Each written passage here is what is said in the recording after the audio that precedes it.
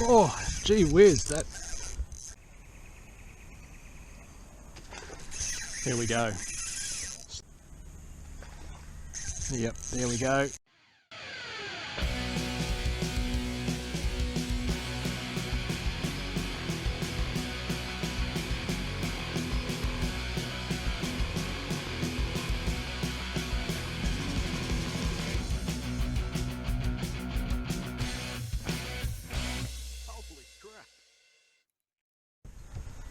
First time chasing bass in the new season, back at a location that I've been to but not for quite a while. Water levels are pretty low. Trying to break in a new kayak, well, new to me anyway.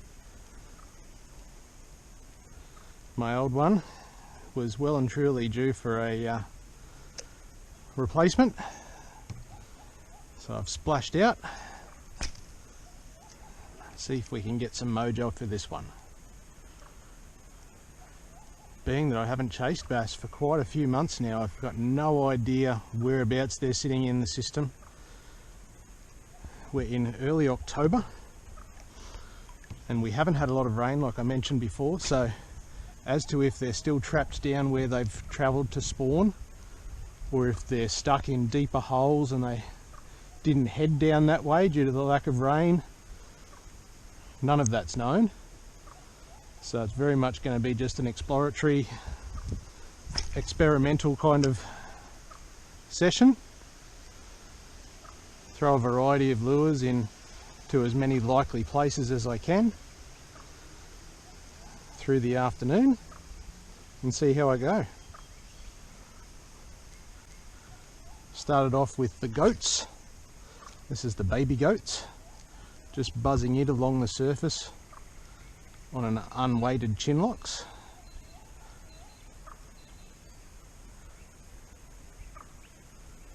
Chasing little pockets of shade, a round structure, hoping that a hungry bass is going to come up and belt it.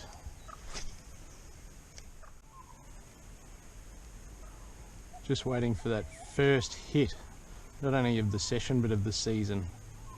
There's always much anticipation in any session, but especially so at moments like this.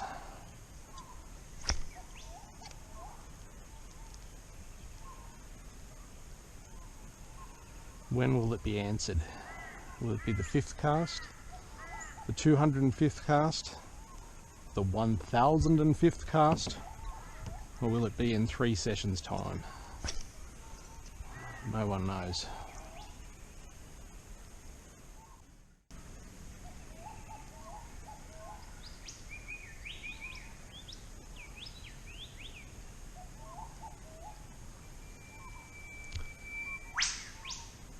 Love listening to the sound of the bird calls when you're out on the water.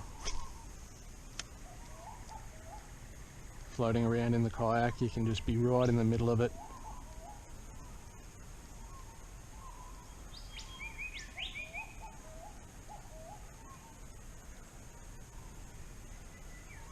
The outfit that I'm using today, and what you'll see me use in most all of my bass videos, is the OKUMA LRF 502. So it's a lovely short responsive rod, just 5 foot 2 piece, great for use in these skinny systems on a small kayak. Great for tossing around small lures, especially these little weightless soft plastics. And I match it to the 20 size OKUMA Inspira Blue, and I've got 10-pound Platypus Platinum braid on there, and I've got 10-pound Platypus Super 100 mono leader. Because I'm running predominantly surface lures, I want that mono to help the surface lures stay buoyant and on the top.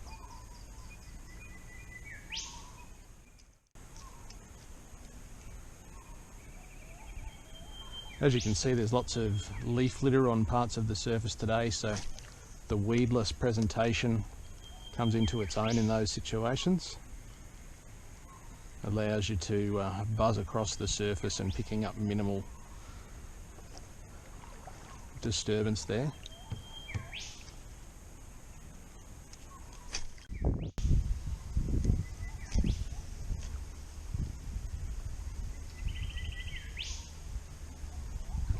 Oh, that's the first little inquiry of the day. It was a very subtle inquiry. I'm not sure if it was a bass. I'm hoping it was.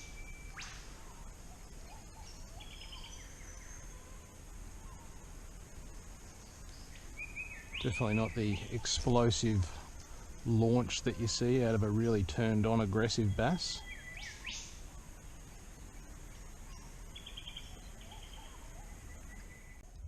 Okay, I've given the goat a trial for a little while now. I'm just going to try and slow it down and try and pick some openish pockets of water in amongst some shade on the other bank now, just on the opposite side of the bank to where I've just fished, and see if a slower moving surface presentation in a cicada pattern will draw any more action. Problem's going to be finding open water with all of this leaf litter.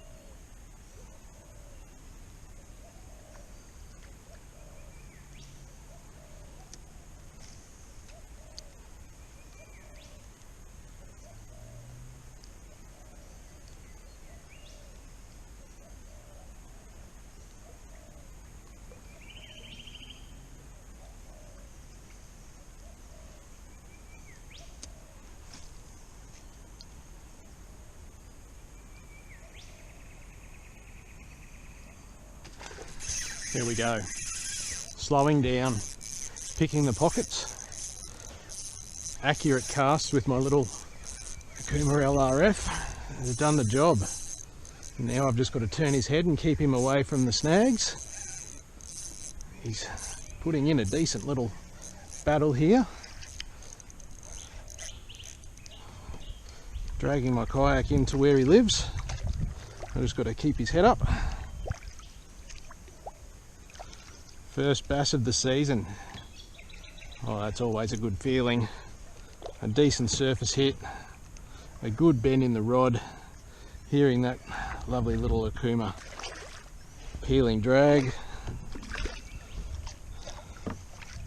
Oh, and it's a good fish to start the season too. I'm happy about that. Thinking about your fishing, trying a number of different techniques. And that's the sort of a reward that you get. Loving that. Let's have a better look at him, eh? So, first bass of the season, first bass in the new kayak. And what an absolute little corker he is too. Very healthy, very thick fish. Look at the condition. Very healthy fish, stunning. And tell me he didn't think that that cicada was worth eating. Beautiful fish. Let's get him unhooked, send him on his way. Off he goes. See you, mate. I just checked my leader after catching that lovely little bass, and he did get me down in amongst some snags during that fight, and he's chafed up some of the leader down near the lures, so I've just taken a bit of time to get rid of that bit of chafed leader and retie the lure. You don't want that little bit of weakness in your connection to cost you what could be the fish of the trip, or the fish of the week, or the fish of the month, or be optimistic here, the fish of your lifetime. So one fish does not make a pattern, but if I can start getting more hits on slow moving creature type baits, then that will give me an idea as to what's going to work for the fish in this session. If they're not going to continue biting on that particular type of lure and retrieve, then I'll just have to mix it up until I can try and figure out some kind of consistent pattern.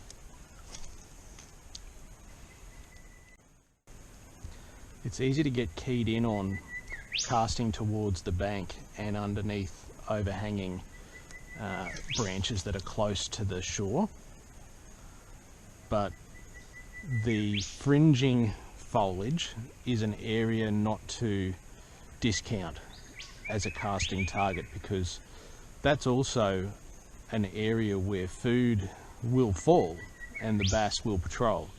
So target that area as well, like a drip line, wherever the insects might fall out of the overhanging trees. Bit of teabagging here. Teabagging is where you most normally inadvertently get your line over a branch and dangle your lure in the water.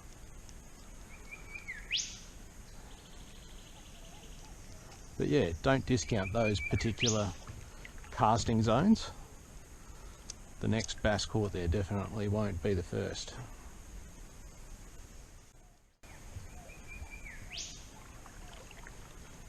Platypus or turtle? Which one are you? Identify yourself.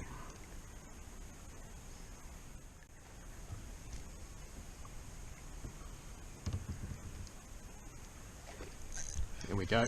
Slow and subtle got the next hit, but didn't stay buttoned. Celebrated too early. No, lizard, not for you. Lizard, lizard.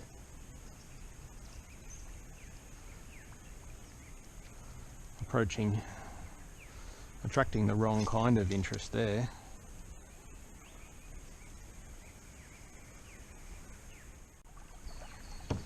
Okay, so the slow and subtle retrieve gets another hit. Casting to the shaded side with lots of leaf litter.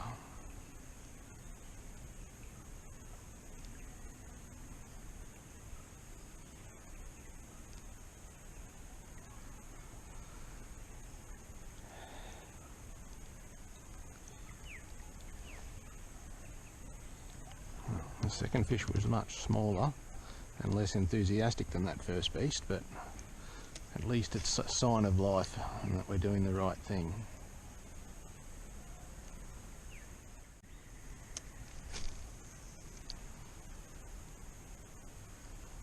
Surely there's a bass hiding in amongst all of that shade, willing to eat a helpless little insect that's fallen in. Oh no, woe is me. I am wounded. I am drowning. Someone please send assistance. Please don't eat me, big fish.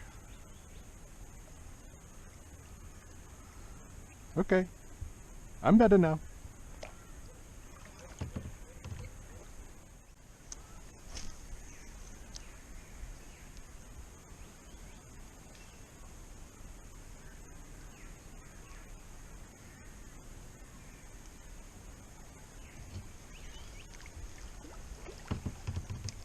Something I'm working really hard at the moment with this lure is slowing down. Just working those wings for a little bit and letting those ripples work their way out, trying to draw the fish in.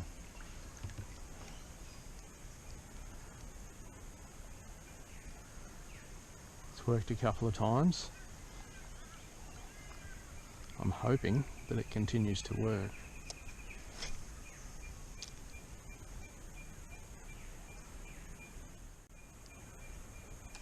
No, Mr. Kingfisher, please don't eat my lure. It's for fishes, not kingfishers.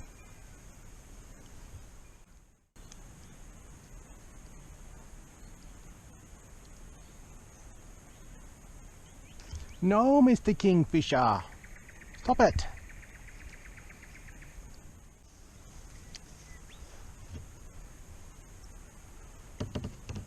Just after one more of those hits, like what I started the session with, just one more of those would be magic. And I think that oh, Mr. Kingfisher, will you stop that, please?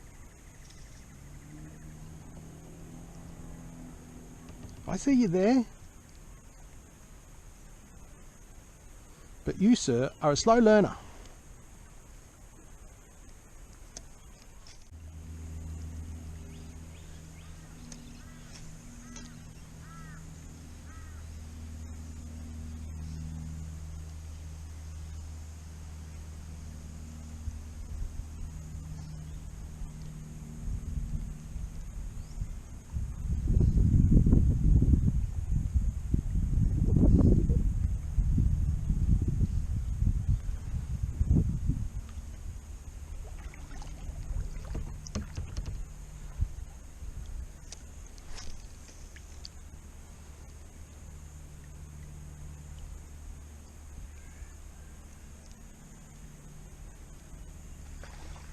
Yep, there we go. The slow, subtle fluttering on the surface, close to structure, produced the goods again. I think it just goes to show that they're not really fired up, and you need to talk them into it. You need to wave it in front of their face. They're not going to chase it down. Not as big as the first one, but once again, a lovely, healthy creek bass. Look at that. They certainly are in good condition, despite the low water levels. They've been feeding up. Nice fat tummy on the little fella. And really, in prime condition. Yeah, okay. Okay, yeah. If you just steady on and stop trying to spike me, I'll get those hooks out of you. And we'll send you on your way.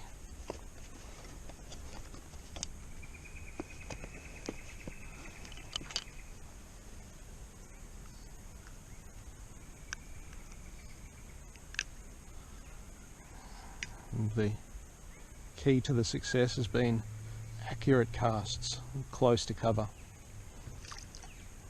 and subtle lure movements. That might change as the afternoon progresses, but so far, the few hits that I've been getting, that's been doing the trick.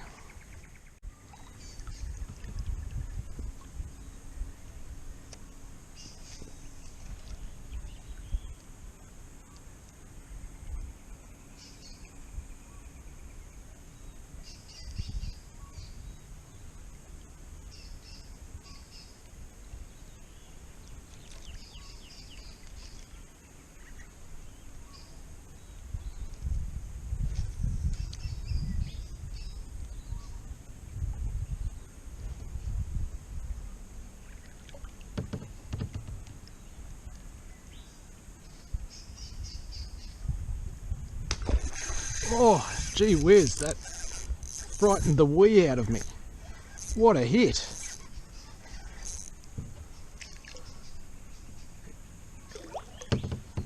Close quarters stuff here. That's a decent fish. I think he might have buried me. I think that there's some timber down there that he might have me in, but I'm just keeping the pressure on him.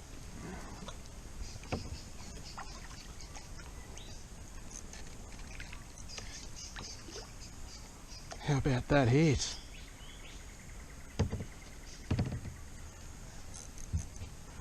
He's definitely still on. Wow.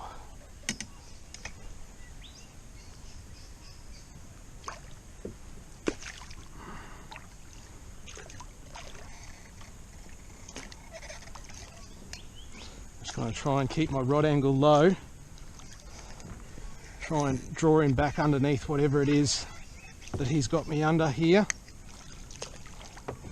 This is where management of the fish and the kayak at the same time are the things that become very difficult when you've got a decent fish on a very short leash.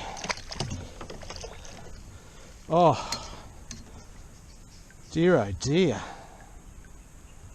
That was pretty intense. Whew. I hope the camera got a good shot of that, because I'd sort of just looked away to see how much of the sun was left before it dips behind those trees, and the bass took that exact moment to belt that lure off the surface. Wow. Have a go at that for just a solid chunk of creek bass. When you see where it's come out of and what it just did to me,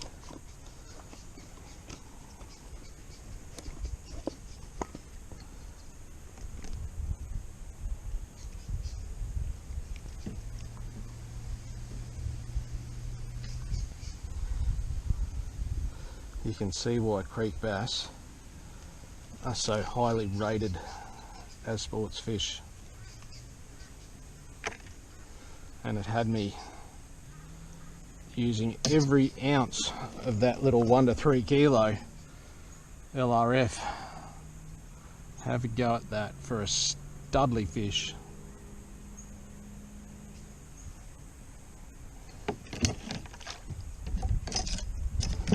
I won't muck around with him. I'm just going to send him on his way very happily. Well, I think that was that second hit that I was hoping for. Wow. I think we can say that we've christened the new kayak in style. So I mentioned earlier, and hopefully I'll leave it in the finished video, but this is 12 pound Platypus Super 100 mono leader. I'm using it because of the fact I'm using a surface lure and I want that added buoyancy. But it survived that trip through the snags with that gorgeous bass really well. So very happy with that. I'll have to review the footage to make sure, but it seems as though he hit the lure maybe a rod length away. It all happened so very quickly that it was a blur of screaming drags and bending rods and excited rockets.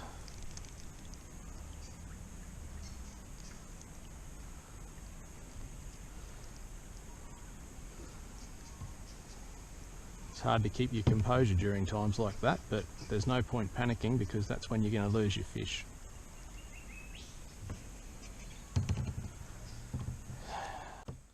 What you saw in action there was one of the advantages of using an appropriately lengthed fishing rod during that little close quarters action against that bass. If I had have had a 7 foot long or a 6'6" rod, or even maybe a 6 foot rod, being able to do what I did and keep the angles on that fish as I was fighting it in and amongst all of this type of territory, you're at hundreds.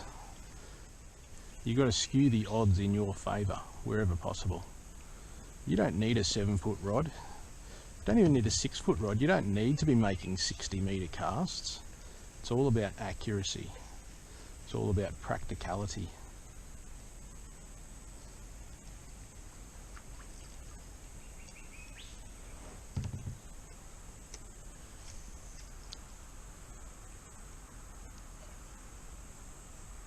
Would I use this rod when I'm out flats fishing for bream, throwing ultralight lures, trying to cast long distances? No, it's not what it's for. But for this, it's perfect.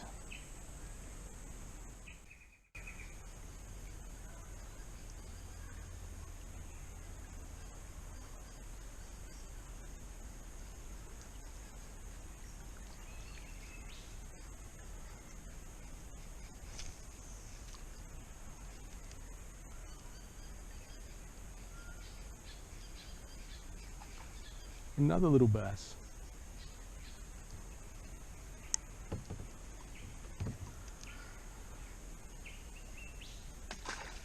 There we go.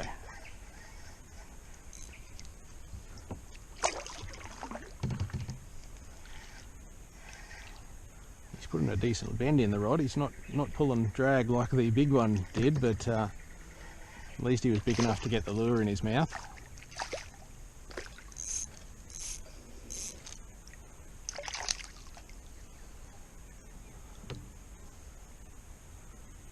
Lovely healthy fish again. Can't get over how healthy they are in this system at the moment.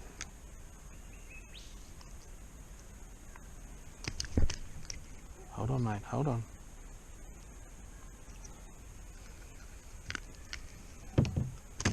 See ya.